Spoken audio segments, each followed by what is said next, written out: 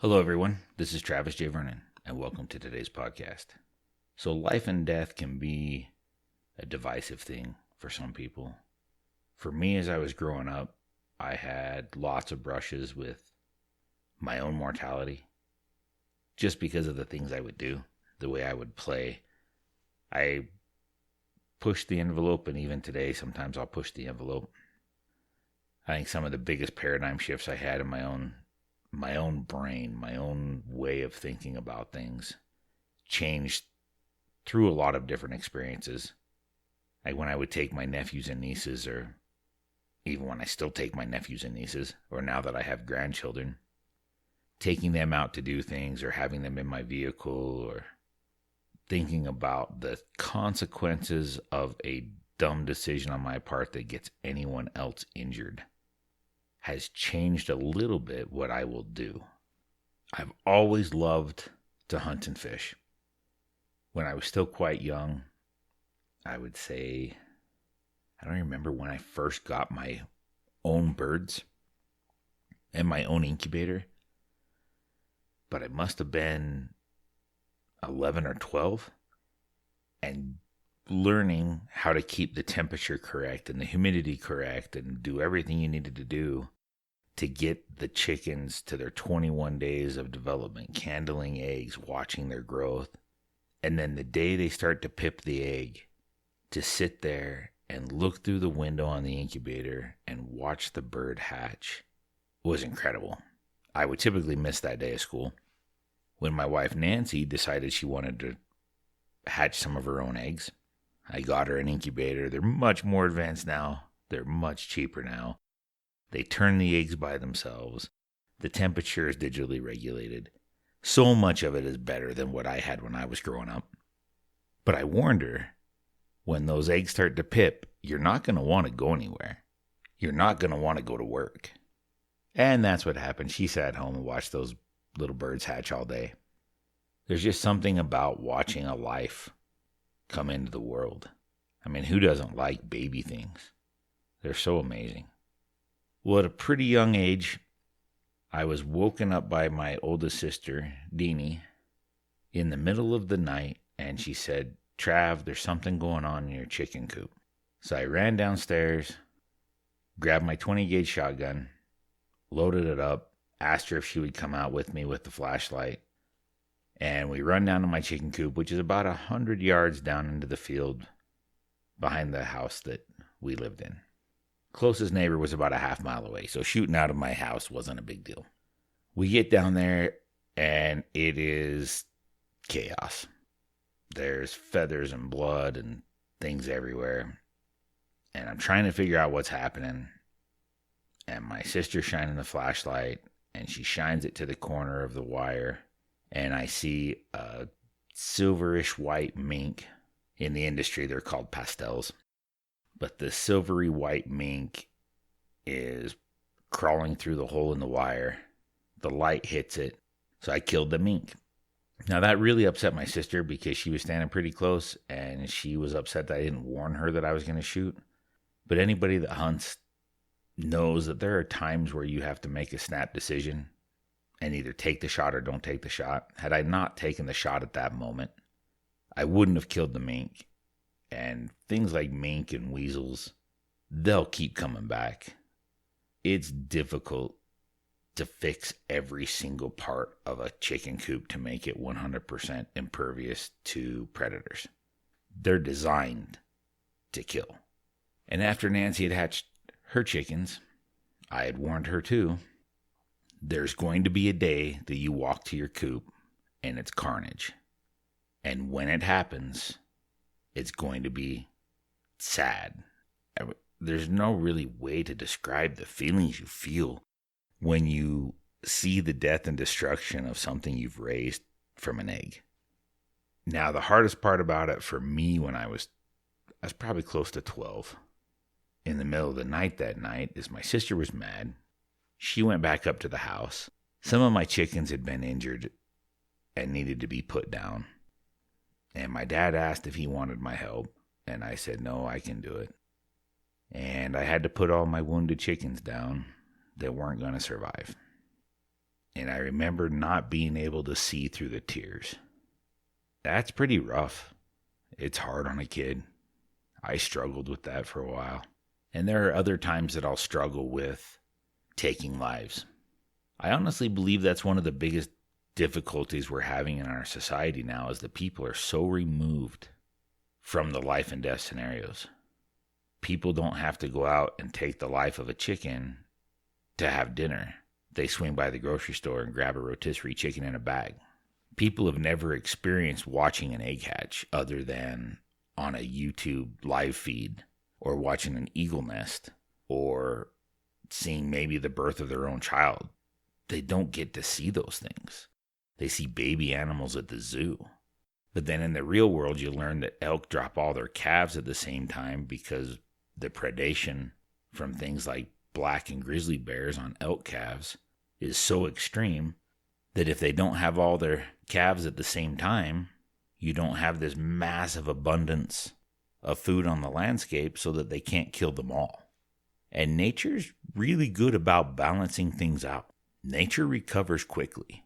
But man, as humans, we've done a lot to try and screw that up. Some things are so far gone, though, that you just have to manage wildlife and predators. Is there a perfect situation where everything can be fixed? No, there's not. And things are going to continue to change. The book by Professor Dan Flores called American Serengeti, it's a really great book that talks about how the Americas was during the Pleistocene and the flora and the fauna that was here. And it's a pretty fascinating read. And I've always thought, what would it be like if those animals were still here? And some of them still are. The pronghorn, for example, is a holdover from that time period. And it's just amazing how things will continue to change. You know, there's a lot of controversy now with people putting wolves back in the wilderness, people putting other types of large predators back on the landscape. You know, grizzly bears are still being protected. I love predators. That's one thing where I stand apart from a lot of the different hunting communities that I'm aware of. I love the predators. I struggle with some of the decisions that these people are making, because they're making ballot box biology decisions, which really shouldn't go that way. It really should be more based in science. But I can also understand why there's such a discussion between what really is science and what isn't anymore. And people watch a YouTube video or a reel, and they believe that to be the facts. And you can ruin someone's career from one video that's been taken or shown. Even if it's out of context, you can destroy someone's livelihood, crush their business, and it's just catastrophic for that person's life. And this social justice creation that we've made is often very, very biased. You know, when I have people ask me what I think about all these wolves being reintroduced, I'm like, I don't have any problem with the wolves being reintroduced. They used to be here. I'm fine if they're back. But I also want 10 million bison. I think if we're going to reintroduce the predators, we need to reintroduce all their food sources. And if we're not going to have massive herds of bison, then we probably can't sustain giant packs of wolves.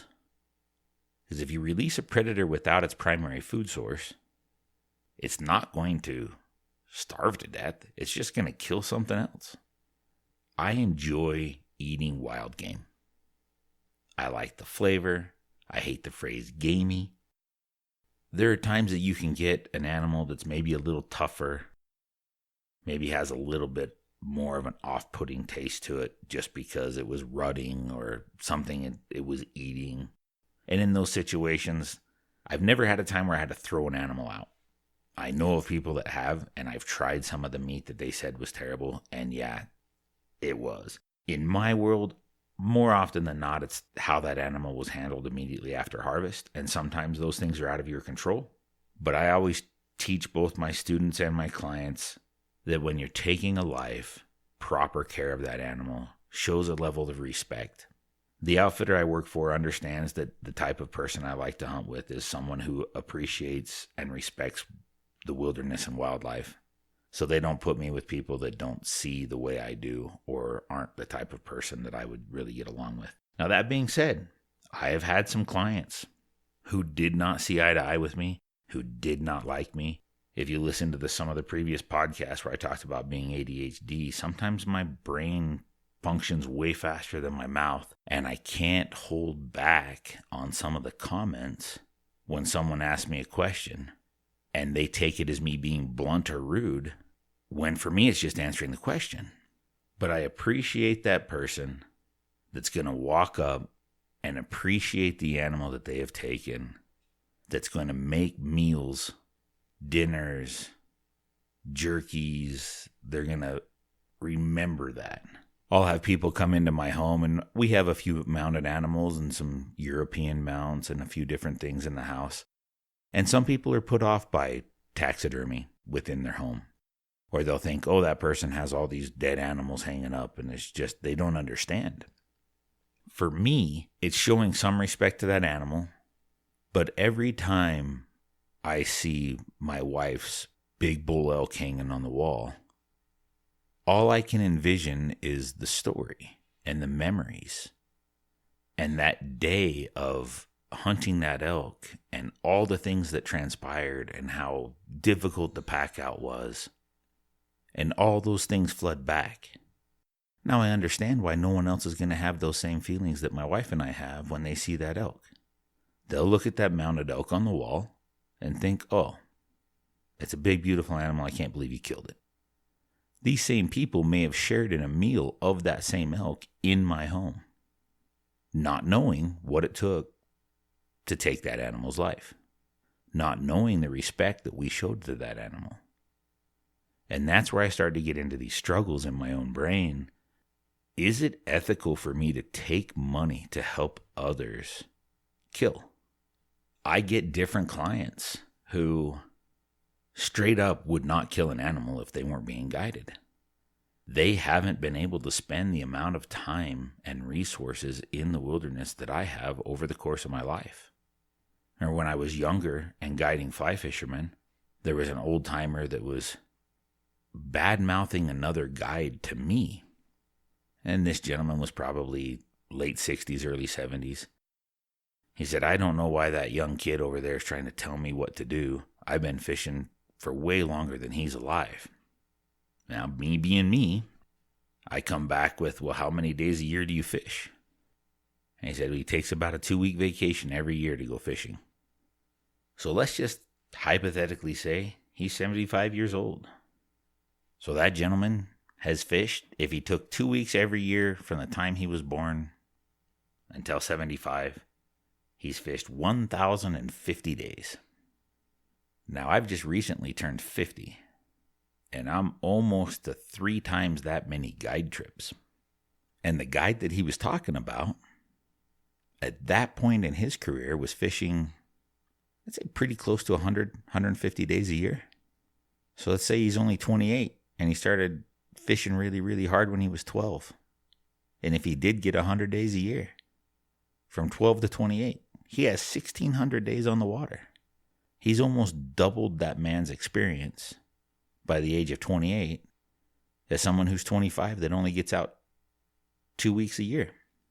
That's where it just becomes important not to judge people based on their age or what they're talking about. They've come up through a completely different belief system, and they've experienced things in different ways than you or I have. So I like to just ask questions. So I pointed out to the guy, hey, that kid fishes over 100 days a year. He's been guiding for us for at least 5 years. He's got pretty close to 500 days under his belt, and primarily on these local waters that you're being guided on right now. So while you may think he's young, he has more experience than a lot of people on this piece of water. And it always takes me back to what I talked about in one of the podcasts where I was discussing managers and coaches and leaders and teachers, and how from every single person in this walk of life, there's something you can learn from them. They've experienced things either differently than you did or in a different place than you did, and there's something that you can learn from them. There are so many people in today's society who have converted more to the Instagram glorification, where they want to have the best gear, go to the best place, and catch the best fish. And that's not the way it works. We ridicule people for not having the nicest thing, not having the best lawn or the best car or the best home, when really what it boils down to is not the destination or the material thing, but the process and the experience and the learning that occurs during the process. I don't care if you have a $15 rod that you got at a garage sale. If you're out learning how to fly fish and you're having fun, then you're doing it right. Sometimes better gear will give you more opportunities. And because of those more opportunities, you might think that you're having more fun. But man, I see so much more joy in a small child with a little tiny Snoopy rod or something off of a dock catching bluegills than sometimes I see from grown adults with the most expensive kit in the world catching fish after fish after fish that they probably don't deserve. So do I struggle with taking somebody that by no way, shape, or form would be able to harvest an animal without my assistance? There's times I do, but then there's times that that person is with me so that they can learn from me and from that experience. Every one of you that has had children has done everything in their power to give that child a better life than what they have, to be able to succeed and accomplish more while not having to deal with the pain and obstacles that they felt in their lives. You always try and make the next person's life better. Anytime I get a client that wants to learn, I will teach them whatever they want to learn. If they want to spend a half a day on the mountain picking berries with me, we'll do it. Now, I'm also going to be blunt about whether or not we're wasting time doing something when we should be doing something else. But when it's all said and done, it's their money. And if that's how they want to spend their time with me, that's what we'll do. A big part of my job is reading people. Sometimes I do it well, sometimes I don't. I had a pretty special experience this last fall guiding an archery bow hunter. We are on a ranch that's tough to bow hunt. It's a big ranch, open. He was realistic about the opportunity to harvest an elk with a bow. An over-the-counter tag for archery, for elk hunting, tends to carry a 9 to maybe 13% success rate. And then there's certain people that work really, really, really hard who probably kill an elk every year, which makes it even harder of a percentage for those that are just learning. Well, this gentleman had saved up his whole life. He was on one elk hunt. This was his hunt, which puts a little bit of pressure on me, not gonna lie. When I know that somebody has saved up and this is their one shot, they've got 5 days to chase elk. And we get out there, and it was so hot. The elk were barely moving. They'd be up and about for the first maybe 45 minutes, and they'd bed.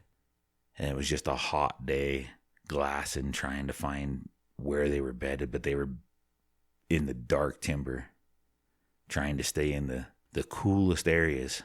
And then they were getting up half an hour before shooting time was over, so we had very limited amounts of time to actually hunt. And the first couple of days were tough hunting. We'd found elk. We'd been on elk, but nowhere near bow range. And on this last day that we were together, I picked him up and we had about a 10-mile side-by-side ride into where we were going to go. And we're heading up. And it's just one of those gut feelings that sometimes you get as a guide or a hunter or a fisher.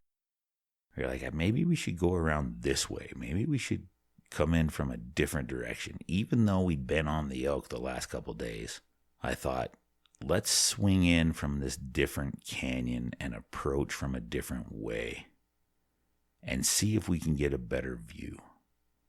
And we came around, and I was still more than a quarter mile from where I wanted to go. And I thought, this is the spot we need to stop. We need to stop here and sneak in on foot. So that's what we did. And I wasn't sharing this internal struggle with my client. He had no idea what I was talking about. He was just following my lead. So we stopped. He got his gear. And we snuck in on foot. And just as we crested the area where I wanted to park, there was a small 5x5 bull who crested the other ridge coming towards us. All by himself, right at the pre-rut, walking around looking for cows. Now, if we'd have come in the other direction, we'd have never seen him. If I'd have driven any further up that road, he'd have probably heard us. So when we came up over the top and we could see him, I told my client, his name was Mark, get in position, get down here. I don't have time to talk to you right now. I've got to run. And he looked at me and I said, nock an arrow, get ready. And I hit a single cow call. That bull ripped his head up and came on a run. Now, when we first saw him, he was more than a quarter mile away from us, moving towards us. When I hit him with that first cow call, he was about 325 yards. The minute he dropped down the hill and went out of sight, I ran as fast as I could run to get in a better position so that I could call that bull and hopefully have him cross in front of Mark where he could get a shot. So I get set up, cow call again. Next thing I know, I can hear hoofbeats, and he's right on top of us. I look back towards where Mark was. I could just see the top of his head, and I saw him draw his bow. I glance to his right, and 30 yards away were the top tips of that bull's antlers, staring right at me. Then I hear the smack, and I know he's released that arrow, and I know he's hit meat, because it makes different sounds. So I listen, and I hear the bull run for a little bit. I don't hear anything else. Normally on a really good shot with a bow with an elk, they die within range of you that you hear them crash. When they hit the deck, it's a big animal, and they make a lot of noise. Well, I don't hear it, and as a guide, I start to think, oh no. If it's a bad hit, an elk can go a long way before it dies if it's wounded. And there are lots of stories of elk who don't die and end up living long, healthy lives. They are a tough, tough animal. So I slow sneak back over to where Mark is. I look at him and I say, was that a good shot? He said, yeah, it felt really good. He was close. He was broadside. It felt good. I said, did you hear him crash? He said, no, I didn't. Oh, I didn't either. Let's walk down, mark this spot where you're standing so that we know exactly where you were standing when you shot. And I want you to let me sneak down to where the bull was standing, and I'll mark that spot. So I left Mark where he was, went down the 30 yards, got to stand exactly where that bull was, marked that spot, and then I had him come up to me and I showed him where the footprints were and where the big, huge push steps were when that bull wheeled because he drove his hooves deep into the ground. We started to follow his track, and immediately there was blood, and then there was a lot of blood, and there's very different colors of blood depending on where you hit.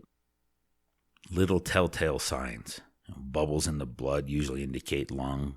Super, super dark blood can be liver or vein. Really bright red blood is typically arterial. And that's what we had. Super bright red blood everywhere. We took about 4 more steps and his bull was laying there dead. He crashed in some grass. He didn't even hit the bushes. And Mark had made a great shot. Heart shot him 30 yards. The bull didn't go 15 yards. Stone cold dead. And now this is the moment of truth. Even people that hunt, when they walk up on their first elk, sometimes they can be very distraught. It can be hard for them. I usually tell people that when you first walk up on your first elk, your first instinct is just elation because you're so excited. It's not an easy thing to kill an elk with a bow. And we get our elk down, and then the next thing most people think is, oh my goodness, it's so much bigger than I thought. How are we ever going to pack this out? And that's usually where I tell them, well, let's get some nice pictures. And then it's time to embrace the suck. There's a lot of work to do, and we've got to get all that meat cooled and on ice and respect that animal by harvesting as much as we possibly can in the time that we have. And it was at that moment Mark walked down, knelt next to his animal, put his hand on it, and he shed a few tears, both in respect for the animal and also because he'd lost his father. And this was a hunt that they wanted to do together. And it was a special moment for him that he was able to be successful. And he said he felt so close to his dad at that moment. And that was very special for me. So it's always nice to hunt with somebody like Mark, who appreciates the work, how hard they are to hunt, and how majestic they are. It's hunts like that that make a guide and a client friends, because we see eye to eye. I have a lot more stories like this to tell you guys from the last few seasons. Some aren't nearly as good. Some are pretty sad. For me, some of them were infuriating. But I think this hunt with Mark was one of the best I had in 2024. There's one other one that I'll tell you next time. So thanks for listening, and get out there and live your stories.